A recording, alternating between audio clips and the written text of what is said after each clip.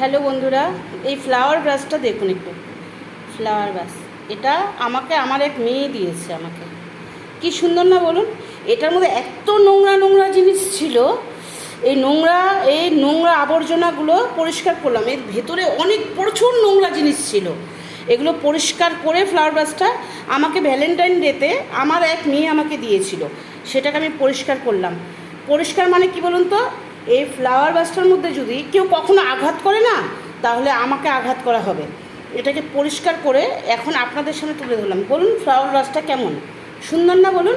এটার মধ্যে খুব নোংরা, ভীষণ নোংরা নোংরা কীট ড্রেনের পোকা ছিল, কিন্তু এটাকে আমি পরিষ্কার করেছি। পরিষ্কার করে আমি এটাকে রেখেছি।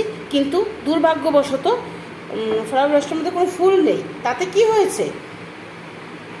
ফুল নেই তাতে কি হয়েছে? আমাকে যে দিয়েছে তার স্মৃতি, এই স্মৃতিটাকে আমি আগলে থাকবো।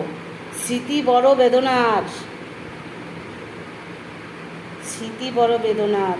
স্মৃতি আগলেই তো মানুষ বাঁচে না বলুন? তো এটা আমার কাছে অনেক দামি, বিশ্বাস করুন।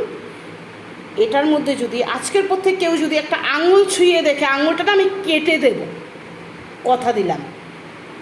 Good night.